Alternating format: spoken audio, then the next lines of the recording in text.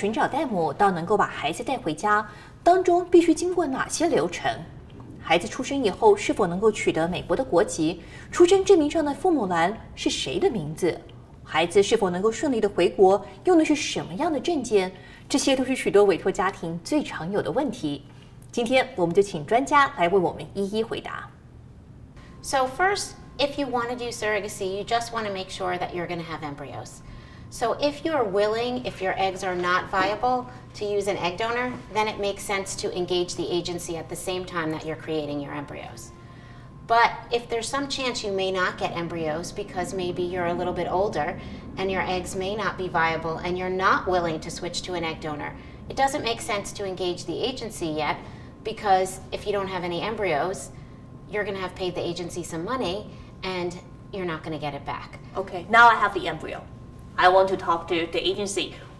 What's next? What will be the following steps? So for instance, I have to find out from the person or couple, do they care about the race or religion of the carrier? And vice versa, I have to ask the carrier, does she care about the race or religion of the parent?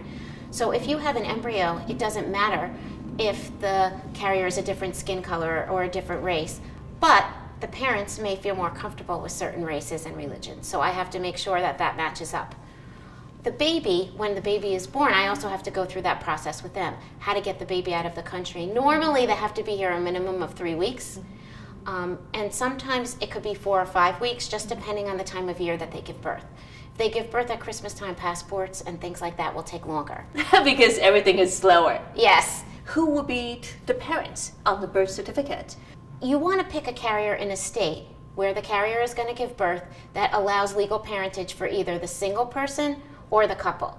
So the person on the birth certificate or the couple on the birth certificate will be the intended parents. So that's actually part of the matching process when you're looking for the carrier too, which Correct. is the jurisdiction of the carrier. Yeah, so for instance, if it's possible that you're going to use an egg donor, right now I'm not going to get you a carrier who lives in Tennessee.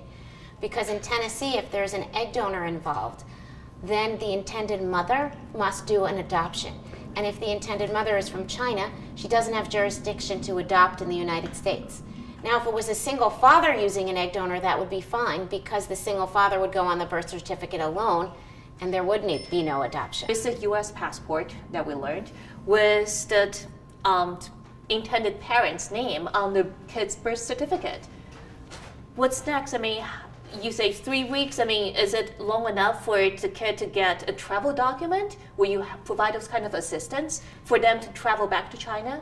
Yes, it's long enough. The only issue is if the baby is early, the baby will be in the hospital longer, and then that will delay getting all of the travel documents, because usually the birth certificate is not issued until the baby is discharged. But we also heard that, I mean, doesn't matter when the baby's born, the intended parents have to be here to resume the custody, like 48 hours, willing the baby's born. They have to be here for the birth, and then they have to be here to take the baby home. But in the interim, people can travel back and forth.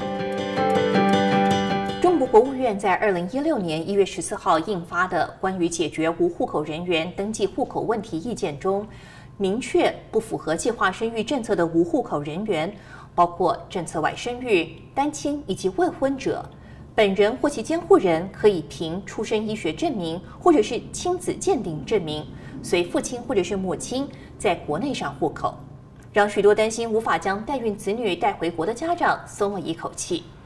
但由于美国各州的法律仍然有所不同，寻找熟悉当地代孕法律而且有丰富经验的机构协助，将可为您省去不必要的麻烦跟风险。惠仪祝您孕，祝您美运成真。